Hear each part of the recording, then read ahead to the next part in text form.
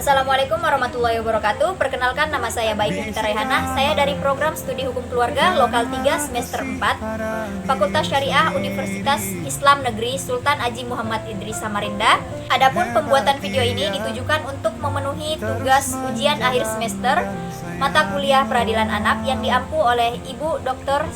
Hajah Siti Aisyah, SPD MMMH. Pada video kali ini saya akan menjelaskan secara singkat mengenai restoratif justice atau keadilan restoratif menurut Undang-Undang Nomor 11 Tahun 2012 tentang Sistem Peradilan Pidana Anak.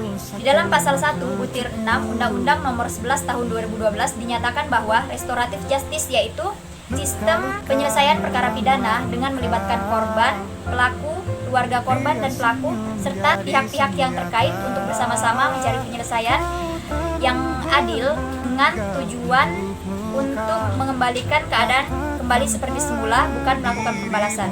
Jadi, restoratif justice atau keadilan restoratif dapat kita artikan sebagai suatu proses mencari keadilan secara bersama-sama yang dilakukan melalui proses secara kooperatif yang melibatkan semua pihak yang terlibat di dalam kasus pidana tersebut. Namun, untuk menjalankan restoratif justice atau keadilan restoratif sesuai dengan apa yang telah ditetapkan dalam Undang-Undang Nomor 11 Tahun 2012 tentang Sistem Peradilan Pidana Anak, maka di dalam penyelesaian kasus pidana anak ini harus diupayakan untuk melakukan diversi terlebih dahulu.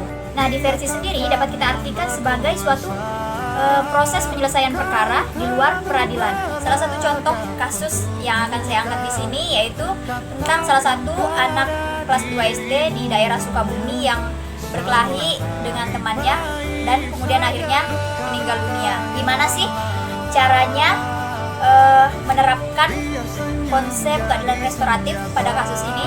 Jadi memang tujuan utama dari restoratif justice atau keadilan restoratif ini adalah untuk mencari keadilan yang seadil-adilnya.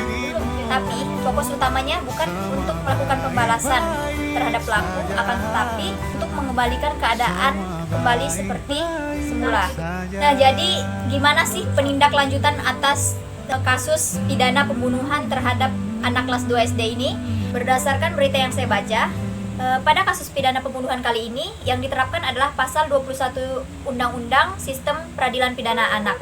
Jadi di dalam pasal 21 Undang-Undang Sistem Peradilan Pidana Anak ini disebutkan bahwa apabila seorang anak melakukan suatu tindak pidana, maka tim harus mengambil keputusan. Dan keputusan ini ada dua. Pertama, apakah dia harus dikembalikan kepada orang tuanya, atau keputusan yang kedua yang dapat diambil oleh tim yaitu dengan mengikutsertakan anak yang berhadapan dengan hukum ini ke dalam pembinaan, pendidikan, serta pembimbingan yang dilaksanakan oleh lembaga penyelenggara kesejahteraan sosial selama paling lama 6 bulan. Jadi di dalam kasus tindak pidana pembunuhan kali ini telah dicapai suatu keadilan restoratif atau restoratif justice, di mana dapat kita lihat dari dicapainya suatu perdamaian antara keluarga korban dengan pelaku. Karena pada proses diversi, pihak keluarga korban telah memaafkan pelaku dan kemudian selanjutnya pelaku diikutsertakan dalam pembinaan sosial di salah satu lembaga kesejahteraan sosial di Sukabumi.